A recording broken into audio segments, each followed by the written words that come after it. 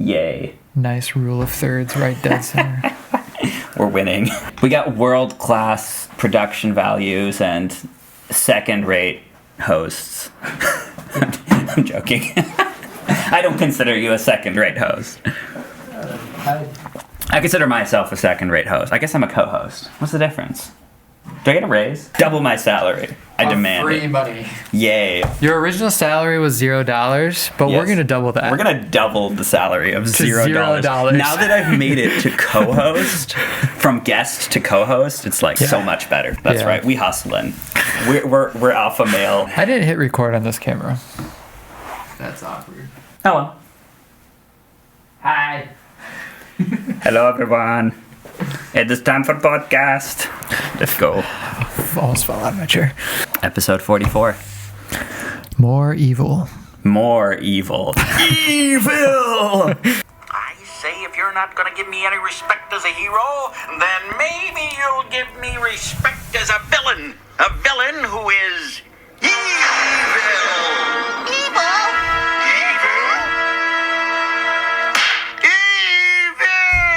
This is also probably all like super copyrighted by big corporations that'll sue your pants off. At least we're not making money. We'll give you all the money we've made. Let's go. For exactly $0. That's right. Hey, you know what?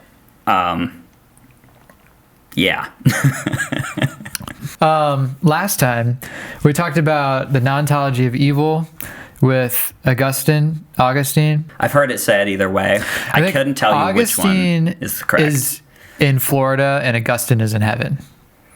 Is that the rule? I think so. I don't know how this works. St. Augustine is like in Florida somewhere. I'm not American enough to know the rules. What are we expecting to cover in this episode? Yeah, so last episode we kind of talked about the non-ontology of evil. Ontology being kind of a fuzzy-wuzzy philosophical word. That's kind of a $5 word. It has to deal with like being, things that have a metaphysical existence, that are real. So when we say the non-ontology of evil, we're basically saying that according to this perspective from St. Augustine, evil doesn't exist as an entity within the world, that it exists as part of a relationship. Evil is us valuing lesser goods that God created less than God, who is the highest good. So the whole approach we kind of took last episode was talking about humanity's search for meaning, for purpose. We talked about the painting. And then we kind of used that to give a logical approach to the question of evil. We kind of tackled the atheist or secularist or like anti-Christian question, how can God be both good and all-powerful? How can God have created everything that exists and have evil exist? And we sort of answered that question by saying that evil doesn't actually have an independent existence. It exists relationally as part of a human choice to follow a lesser good than the highest good, God. Now we come to this episode and we're covering more emotional side of evil. But one thing that you said that was kind of interesting that when we were planning this episode or kind of like prepping was people don't really see a reason. I think it's kind of interesting how people wouldn't see a reason to discuss the problem of evil unless they are confronted with the problem of suffering. Yeah. And I think it's the problem of suffering that really leads people to question and start being curious about evil. Because if evil is just a thing that just happened, I don't know, maybe would we notice it? But the fact that it's like, it's so imminent in it's personal. Our reality. It's so personal. It's deeply touching our lived experience. Evil is, because, and that's part of the tricky thing when you talk about the problem of evil. You're talking about moral evil, but you're also talking about suffering. You're talking about like the human experience of pain, stuff like that. So there's a book by C.S. Lewis. And in this book, it's called The Problem of Pain.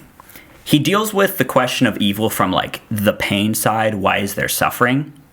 Not necessarily from the like, does evil exist kind of question. He deals with the question, why is there pain? And I think a lot of times when people ask about evil, they're kind of asking about pain. And it's important to think and to remember that we're not dealing with people asking questions in this abstract world of thought, in this abstract world of like ideas. They're not wrestling with these syllogisms of logic about how God and evil can both exist ontologically.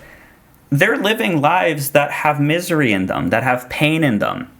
So kind of this episode, I want to talk a little bit about the Christian answer to evil from the personal, from the relational side, from the side of needing hope as humans, instead of just kind of saying, how can you deal with the question in an abstract, theoretical, logical sense? That's kind of something I want to unpack a little bit more today. Nice. That sounds pretty good. I think I'm going to be secular now, because then there's no problem of evil. Yeah, exactly. There's This no is great. problem of evil. You stub your toe, that's just a cosmic bummer. Your child gets hit by a car, cosmic bummer. You know, there's no really transcendent, objective, meaningful, non-personal way to say that that's bad. I think this is something that Jordan Peterson does a good job talking about. That was you and me. That was those were normal people to some extent. You would be the silent majority just going along with it.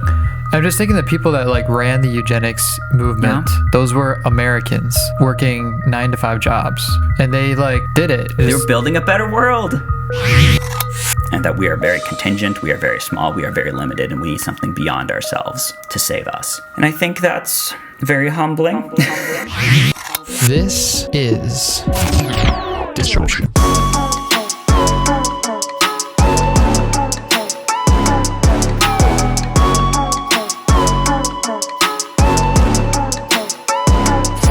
So before we jump in the episode, what do you really think of C.S. Lewis? What do I really think of C.S. Lewis? I What do you mentioned really the book. think of the guy? And I have read a lot. If I say I've read a lot of C.S. Lewis, real scholars are going to laugh at me because they've actually read a lot of C.S. Lewis. But in college and before college, I interacted a decent amount with C.S. Lewis's writings. I started, as many young Christians do, by reading the Chronicles of Narnia way too many times, which was so awesome. good. I love the Chronicles of Narnia. I'm kind of digging back into them again, which has been really cool. Right. Especially as an adult and somebody who's going to appreciate what he's saying more deeply.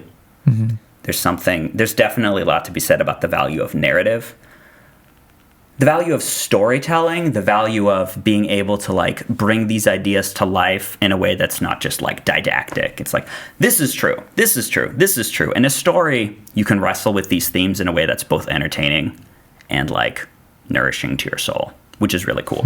So one of the biggest things I appreciate C.S. Lewis for is the ability to tell stories that are meaningful, to wrestle with deep topics in a way that's still entertaining. You know, there's the space trilogy, which ends with, which C.S. Lewis wrote a sci-fi space trilogy. It's true. Yeah. Calling it sci-fi is a bit of a stretch, but it's a little sci-fi. And the last book basically deals with the takeover of like institutions by hostile forces that are like demonic. But it very much parallels like the cultural struggles we have right now with people who are secularists and like cultural Marxists and things like that, attacking Christian institutions and kind of trying to take over the culture as a whole. He kind of tackles that meaningfully in this story that's really cool and weird and has Merlin and a bear and like space angels in it. And you're like, whoa, this is cool. You're tackling like really pressing issues. So that's neat. Huh. And then in Narnia, there's stories about God and redemption and like looking for truth and things like that in other worlds. And then he also wrote a lot of nonfiction. And it's kind of funny that C.S. Lewis is best known for the fiction he wrote. He probably wouldn't like that very much because he was a very smart, scholarly person. Yeah. C.S. Lewis also wrote, most famously, Mere Christianity, which is a really cool book that I liked 2/3 of. And Mere Christianity is the big C.S. Lewis one, and it's a hugely, really cool apologetic work because he defends Christianity to a secular audience, basically, which is really neat. And then we read The Problem of Pain. We also read The Abolition of Man, which is about moral objectivity. We're going to talk about that later today. Super great essay. I read a lot of other C.S. Lewis stuff in college. I was part of a kind of a scholars program, which was basically nerds reading books and not getting enough scholarship money for it. It's really cool. And I really enjoyed that, and it let me tackle a lot of really cool topics. And in the course of doing that, I read a lot of C.S. Lewis. And I was frustrated by some of the stances he took, but I was also really edified by a lot of the teachings he had. And it's just funny how often C.S. Lewis is kind of quoted by Protestants and evangelicals. Yeah. Really, like, because he wrote some amazing, thoughtful, witty stuff that really processes prescient issues extremely well. But then if you, like, dig into the corpus of Lewis's works, He had a lot of weird ideas that don't line up very well with your, conservative Protestant evangelical mindset. And it's like, turns out he's complicated, like a lot of the theological figures we have today, Didn't he used to be a universalist? Or was that? I don't know if or when he may have been a universalist before he was a Christian or as an early Christian. Yeah, I was going to say like an early... In the books that you read from him, he very much does believe in hell, but not really as your average evangelical Protestant would talk about it. For example, in The Problem of Pain, he kind of suggests that like when you go to hell, you become not really a person anymore. And that's not really very biblical in my opinion, and it also doesn't align very much with Reformed creeds and confessions. But, it's one of his weird quirks, right? And he very often brings like theistic evolution and mythology into his concepts about the world and stuff, and obviously that's controversial and a little bit difficult to work through. So he's weird, but he helps teach us, and I think that's a good thing, seeing that there's people in the church who don't agree with us but who have a lot to teach us on some topics. And then on other topics, you've just got to be critical and thoughtful and appreciative and grateful, but still be able to be like, okay, why are you doing this? This doesn't make any sense to me. And we're living in a time right now, there's a lot of controversies, like which Bible teachers are faithful, which Bible teachers are good, which ones are like veering to the left, or which ones are becoming like hyper-conservative and problematic. And it's kind of been on my heart to find out how to be both like discerning about what you listen to, but still like loving in a really Jesus-centered way, where you can call somebody a brother even if you struggle with what they believe and you don't know how to deal with that. I haven't figured out the best way to do that. I don't have an answer to who is like a great teacher to listen to always. But in spite of that, it's really made me think very hard about being both faithful and loving and robust and rigorous and still open and displaying Christ-like charity to everyone, even people I disagree with. Yeah, because it's interesting because like I read, or I was looking through like my high school notes from like Bible class or whatever, and I saw this page of like, there was one page that we looked at where it was like all of the main figures of atheism and like all their views, like the big horsemen of atheism.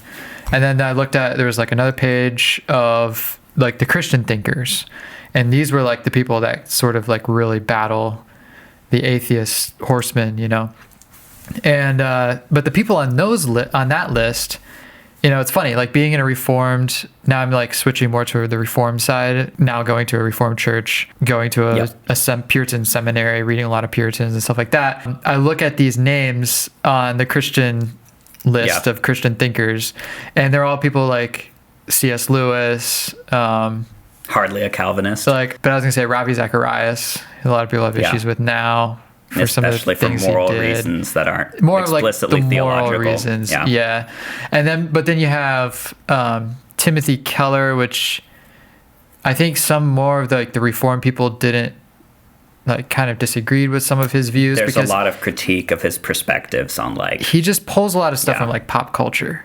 But that also is a benefit though, because he can speak to pop culture. Because he takes so much from pop culture, he can actually speak into it. So like you look at these people, like the great apologist thinkers, and they're not like your typical like Reformed people that have got all the kinks worked out. They're not writing systematic theologies. And so they might have some issues with them when it comes to their theology, but at the same time, I can appreciate like a great impact that they've made in the culture. Like I don't know, I kind of like, I'm like a bigger fan of those guys because I just like hearing them write instead of like versus the Puritans. I don't really like. They're addressing different audiences, right? There's a sense in which it's the apologists that I really like and I really want to pull from versus like the Puritans that are just going to talk about. They're answering different questions for a different time, you know? And that's difficult sometimes to be discerning, because you've got to be willing to see the Holy Spirit work in people that you think are really, really wrong in places sometimes, because, the church isn't the confines of the doctrinal tradition that you are in, right? Especially as Protestants, we've got to be really, really careful because we can't set up these walls like the church is my tradition. We have the borders of orthodoxy, and we've got to be able to walk alongside and sometimes even learn from people who are within the borders of orthodoxy who take a different stance on some of these topics too, right?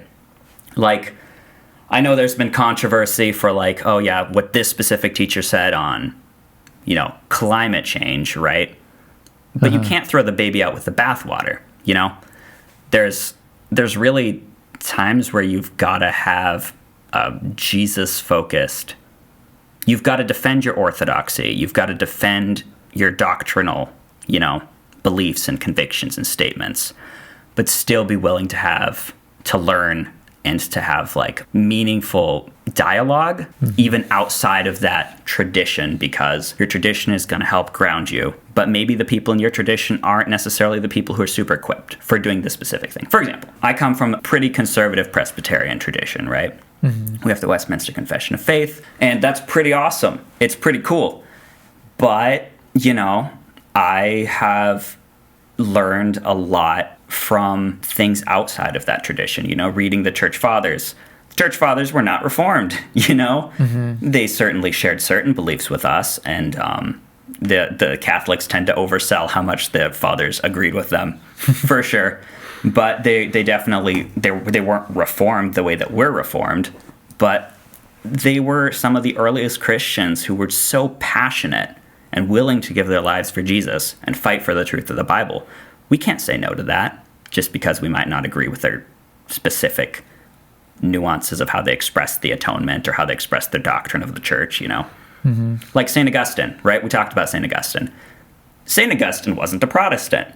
He also wasn't really a Roman Catholic, because the Roman Catholic Church, as it exists now, did not exist in like the 4th century. Right? It just didn't. He was just very close to like the apostles, so it's just like, which I think is really cool. It is really cool. Pretty like, he's like pretty original. he's very early at the very least. Yeah. And so like, you've got to be willing to learn from those kinds of people and the people who came before you in the faith, even if they didn't end up everywhere where you did. Like, St. Augustine had a super low view of things like marriage, right? Basically, a lot of Christians in that era thought that marriage was like a necessary evil, right? Or like a lesser good to singleness, which you see eventually in the Roman Catholic Church, like tons of monasticism and like mandatory clerical celibacy and stuff like that, right? It's really good that Protestants like stepped away from that. Yeah. But that doesn't mean that he's still not expressing a lot of good things that are faithful to God's word. So that's something that's been on my mind a lot. And wanting to be both discerning, but loving the way that God works in all of his people, even outside the bounds of like the really specific things that I believe and I'm convinced of. So then to transition back into the topic of evil. Yeah. We're talking about the problem of evil from a Christian perspective. Yeah. And I think it's a little bit unfair to Christians to just posit the problem of evil as this issue that we deal with. On the one hand, the problem of evil only exists in the Christian tradition because we have a good God, like a genuinely good God. If there is no good God, there is no problem of evil. And that's a problem. And that's the problem secularism mainly deals with. So before I get to the specifically Christian answers and working through and thinking through the problem of evil, I want to talk about the secular problem of evil. The secular problem of evil is there's no such thing, right? I think if you're really going to be a consistent, thoughtful secularist, you can't believe in evil because you don't really have a basis for which you can call things transcendently good. Boy, that sounds pretty good. I think I'm going to be secular now, because then there's no problem of evil. Yeah, exactly. There's no problem of evil. You know, you stub your toe, that's just a cosmic bummer. Your child gets hit by a car, cosmic bummer, you know? Yeah. Thousands, millions, people, genocide, all that great stuff. There's no really transcendent, objective, meaningful, non-personal way to say that that's bad, right? Yeah. Suddenly this whole problem of evil goes away thing doesn't sound that hot. That doesn't sound that great. And I remember you sent me that Tim Keller podcast, Questioning Christianity. And that's one of the things that he does extremely well. That's one of the things where I learned a lot from him. Cultural apologetics. Telling people that Christianity has a better answer to their problems than secularism does, right? Yeah. And this is kind of one of those areas where it's like, okay, secular answer to the problem of evil is, you just kind of got to cope with the fact that everything is basically meaningless. And I don't think it's very human to believe that everything is meaningless. I think, like I said last time, we have a craving for meaning and purpose and truth and good, capital G, good, the transcendentals, right? I think atheists would say then you just make up your meaning. Oh, yeah, you can. Yeah. But then, like, outside of you and your personal existence, that holds no water. Right. You can't say the death of the innocent is wrong. You can't really say that as an atheist meaningfully. You can say, I think the death of the innocent is wrong. You can say, the death of the innocent is inconvenient for society at large, but you can't say that the death of the innocent is wrong. As a Christian, I can say, God is holy, God is just, and God loves the innocent, the blameless. Yeah. He cares for those who are victimized. You get that splattered throughout the pages of the Old and New Testament, that God cares for the least of these, right? As a Christian, I can say, God cares, and hurting these people is evil. And I have to answer the question of, okay, what about God being good and then evil? But I would much rather answer the question of why God is mysterious and sovereign than answer the question of what happens if there's no such thing as evil. Yeah. That's a horrifying question. Genuinely a horrifying question, because if you don't have anything to root your sense of objective morality in, if law is not an outpouring of the divine nature, then it's meaningless. It's just a social convention. And social conventions are dope, but they can't ground your life, right? You can't orient your life towards what is good if what is good is just like a result of society and like evolutionary processes and things that ethicists have agreed upon. Yeah. You know, ethicists have no idea what they're talking about because they're making it up, you know? Like, I'm not joking. Like, ethicists are making it up, and that's why a lot of ethicists are like, yeah, infanticide is pretty much okay. Like, I'm not joking. There are ethicists who are like, well, basically until a child is, like, up to a certain age, they're basically not conscious. So killing them isn't really that bad, you know? And they're being very consistent with their worldview. Right. Because their worldview has no sense of evil. It has no objective value to the human being. It has no divine law. It has no sense of what is right and wrong that's rooted in what's beyond this world. So I would rather answer the Christian question of evil than the secular question of evil, because that's a pretty horrifying cosmos. So you mentioned then, and this will lead us right to the Christian side of it. Yeah. Probably more specifically the biblical side of it. Yep. Is you're talking about God being mysterious and what was it, like just? Yes. And you see that in the book of Job, where we see a mysterious, God is would you say is allowing suffering to happen on Job, and Job doesn't understand. Well, it's even more direct than that. You get the book opens, you get a little bit of info about Job and stuff at the beginning of the book, but it kind of, the drama really starts when Satan comes into God's throne room and says, oh yeah, this Job guy, right? What's up with him? I bet he only likes you because you're being nice to him. So God says, no, you're wrong. And this sets off this huge series of events where this horrible things happen to Job, right? Yeah. And throughout it all, Job holds on to his faith. Yeah. Even though he's suffering, which is very powerful. He holds on to his faith even though he's suffering. And his friends show up and they tell him, no, Job, you're sinning. You're doing something wrong. It's pretty much your fault that something bad is happening, right? Which kind of is very like an ancient view of evil. It's like, well, bad things must be happening because you suck and the gods are just smacking you upside the head because you're awful. Or just because they're capricious, right? And Job is like, no, I didn't do anything wrong. But he eventually gets to the point where he starts accusing God of doing wrong. And his fourth friend is like, no, you can't do that. You can't accuse God of being wrong.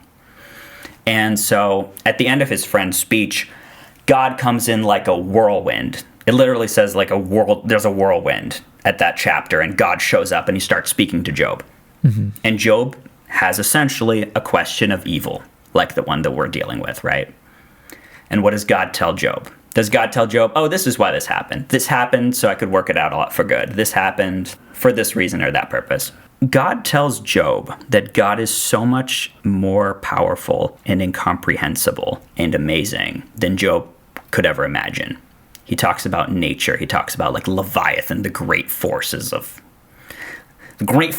chaos in a Petersonian way, you know, but don't want to go there. He talks about all of these things that God has created, that God is greater than.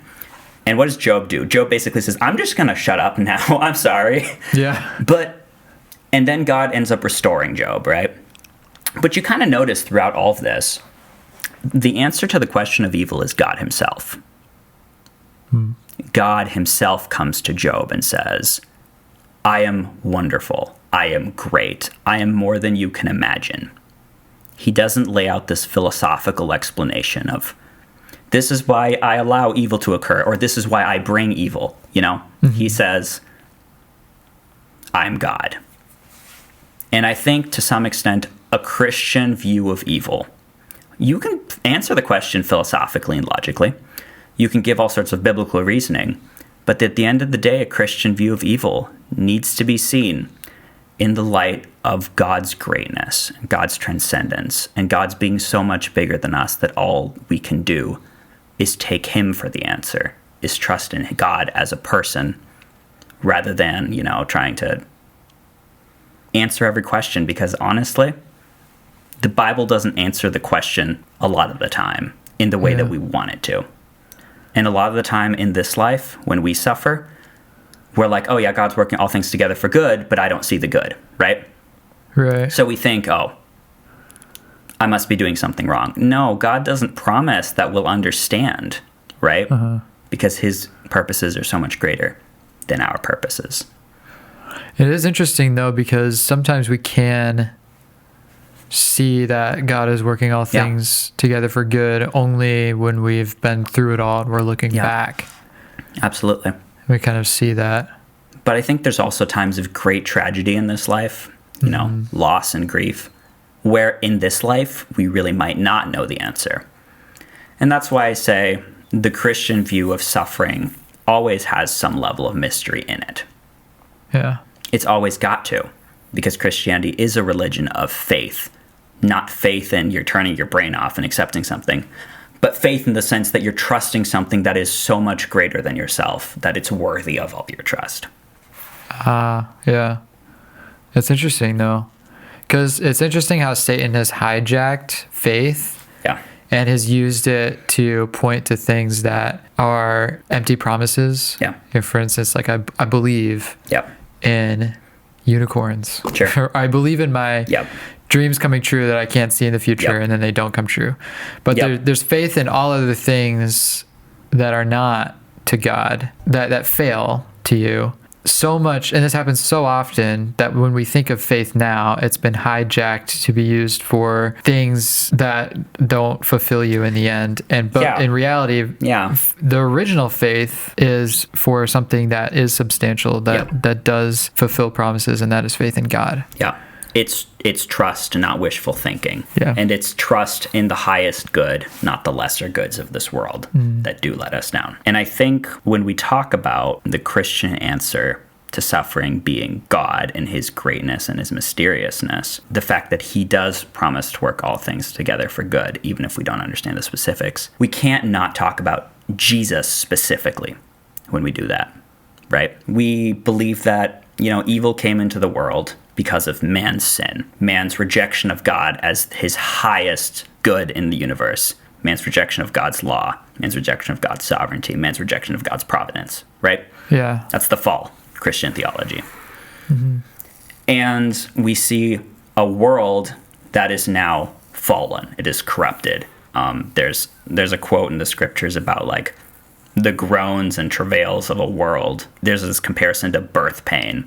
There's this comparison to the suffering of the cosmos, yearning for redemption, right? And when we talk about God working in mysterious ways, redemptively, in the face of evil, or God working even through things that are evil, we can't not talk about Jesus Christ. Because Jesus Christ is kind of the ultimate answer to the problem of evil in the Christian worldview, right?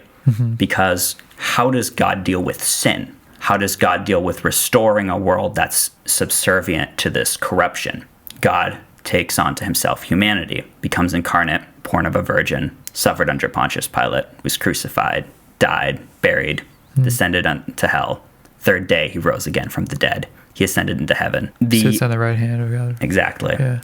The crux of the Christian faith always is the fact that God was incarnated and that he took upon himself the suffering of sin in that kind of being elevated to the highest place, in that dealing with the corruption of human nature, in that return to judge all of the hopes of those people who trust in God and depend on him are realized, right? That the corruption of this world is not the final word, but that the love of God is manifested in the plan of redemption centered in Jesus Christ. Yeah. You know, we talk about thorns coming into the world as part of the fall, right? Yeah. And Jesus has this crown of thorns on, right? Which I think is just an extremely powerful image, just like symbolically. Yeah. I mean, like, it historically happened. But if you look at the symbolism of that, Jesus Christ is like bearing a crown of thorns. It's like he took the curse. Yes. Literally. Yes. And he suffered for all the evil of the redeemed, for all like the sin that they committed. And in his redemption, all things are set right. That's kind of part of that big part of the Christian redemptive message, is that God is just. God will set all things right, and God has given us hope. And that hope is in Jesus specifically. But it extends beyond just you personally being saved, me personally being saved. God is making for himself a kingdom, and the evil of this world is going to be dealt with. And that the just God is going to judge sin, right? The problem of evil is faced with both the love of God and the justice of God, both of those operating at the same time, rather than just ignoring the problem of evil or saying the problem of evil doesn't exist. The Bible is all about God dealing with evil and sin and suffering and, you know, taking people who turned away from them and working in them to make something better, to make something great, to build this kingdom of God.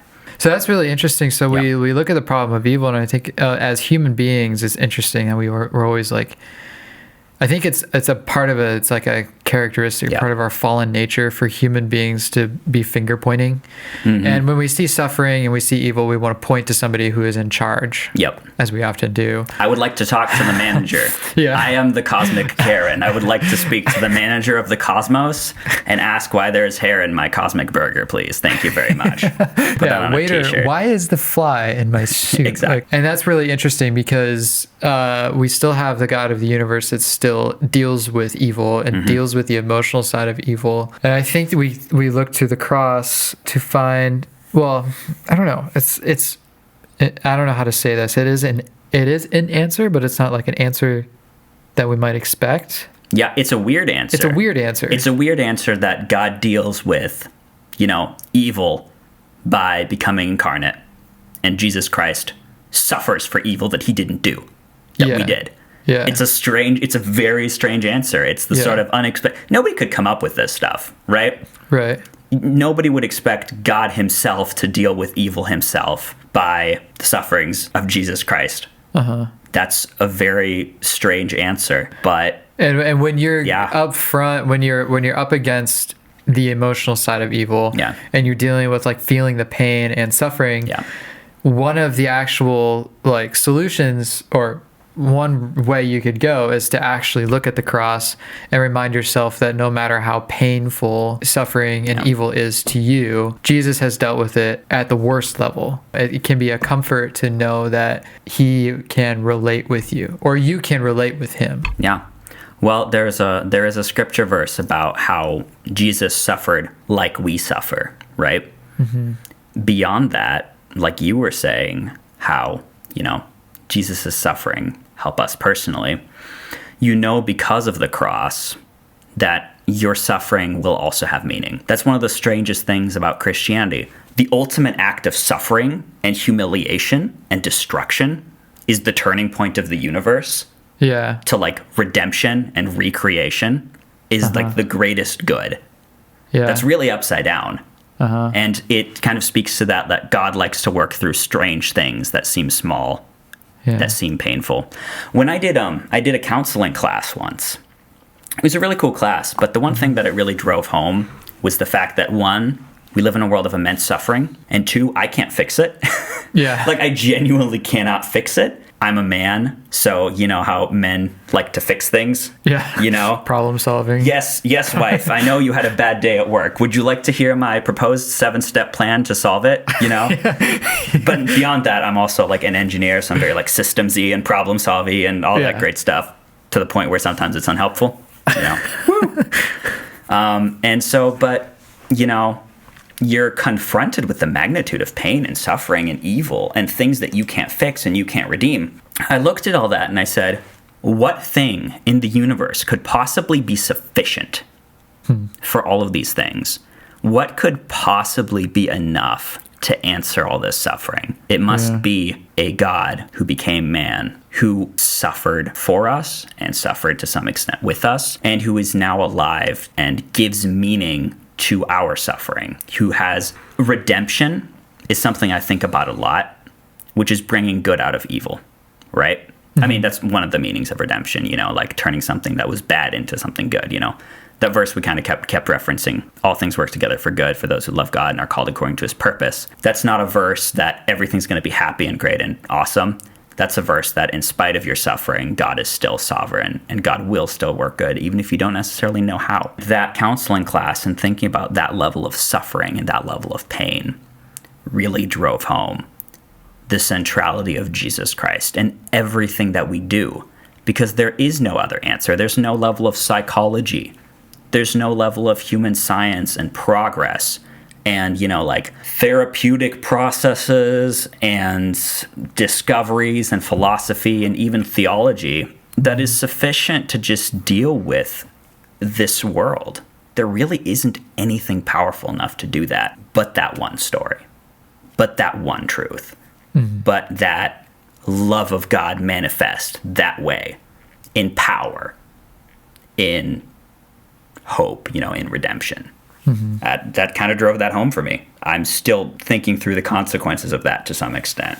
And it's a lot. It's a lot to think about, and I think it's helpful. We talk about disruption. We talk about disrupting culture and putting Jesus Christ at the center of everything that we do. Right. I think in suffering, if we don't look at suffering in a Christocentric way, in a way that's rooted in God's plan of redemption, we really don't give the hope that God gives. We really don't tell the story of the creation, the fall, the redemption, and the way that we don't do justice to the story of the Bible if we don't disrupt the cultural stories about suffering and evil and holding your fist up at God and considering it all meaningless, if we don't put the story of the cross at the middle of it all. Did we have C.S. Lewis quotes? There was a C.S. Lewis quote. Would you like me to read the C.S. Lewis quote? Yeah. And then how's that tie in? Well, just add it in the middle. No. So suffering, there's a lot of practical reasons for it to some extent as well. And there's one big, very often quoted C.S. Lewis citation, and it starts kind of like this. God whispers to us in our pleasures, speaks in our conscience, but shouts in our pain. It is his megaphone to rouse a deaf world. No doubt pain as God's megaphone is a terrible instrument. It may lead to final and unrepentant rebellion. But it gives the only opportunity the bad man can have for amendment. It removes the veil. It plants the flag of truth within the fortress of the rebel soul. If the first and lowest operation of pain shatters the illusion that all is well, the second shatters the illusion that what we have, whether good or bad in itself, is our own and enough for us. Everyone has noticed how hard it is to turn our thoughts to God when everything is going well with us. We have all we want is a terrible saying when all does not include God. We find God in interruption. As St. Augustine says somewhere, God wants to give us something, but he cannot because our hands are full. There's nowhere for him to put it. Or as a friend of mine said, we regard God as an airman regards his parachute. It's there for emergencies, but he hopes he'll never have to use it. There's a sense in which one of the purposes of pain Like in that counseling class, the realization I kind of came to, there's a sense in which pain is telling us that we are truly not enough, that we need to be awakened from our slumber, that this world is good. I think pain serves the purpose of reminding us that sin and destruction is real, and that we are very contingent, we are very small, we are very limited, and we need something beyond ourselves to save us. And I think that's very humbling. It's very humbling to realize that you can't really fix yourself. It's really humbling to realize that your problem of moral enmity with God isn't something that you can solve. It's humbling to realize that other people's problems aren't something you can solve. It very much centers that whole story of struggle and suffering in the story of Jesus Christ. Yeah, I think about that at a human level, that we're really quite small when you think of the universe. And you think about how small we are, and you kind of see, like, at the human level, I think we're still pretty cool. Like, we got some cameras, like high-tech We got 3 gadgets. cameras. There are 1, 2, 3. 3 cameras. That's a lot of cameras. Recording technology. We are so cool. Smartphones. iPhone. Very cool. We can think, and we can write. And, like, I'm thinking that humans are pretty stinking cool. We can stack rocks really high. Have you seen the pyramids? I got rocks. Well, the aliens built the pyramids, but that's a podcast for... I'm just kidding. I think we're pretty cool. And then I study the universe, and then I'm thinking, wow, we're really stinking small. We're very small, and we're very frail. Yeah. And we're really messed up, dude. Yeah. Like, have you seen what they were doing in, like, the 20th century? They were doing some messed up stuff. 1940, 1940s. And I think this is something that Jordan Peterson does a good job talking about. That was you and me. Those were normal people to some extent. Yeah. I mean, like, obviously these, like, huge perpetrators and dictators were like, oh, they're very separate from us. They're nothing unlike us. It's like, no, you would be the silent majority just going along with it. I'm just thinking the people that, like, ran the eugenics movement, those were Americans working 9-to-5 jobs. Yeah. And they, like, did it. They were building a better world.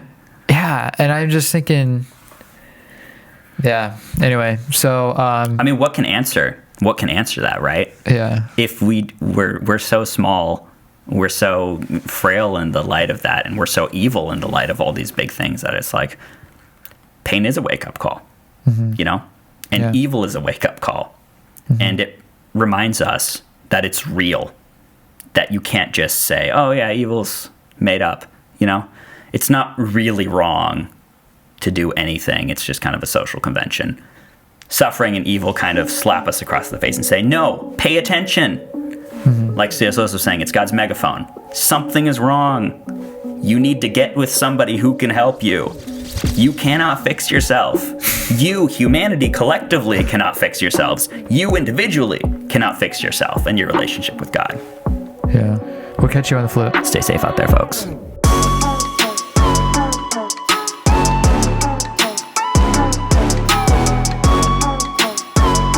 You've been listening to the Disruption Podcast, where we disrupt the culture and place Jesus at the center of it all. If you enjoyed the show, please consider subscribing from wherever you are. You can also follow us on Instagram. Once again, thank you so much. We'll see you on the next episode.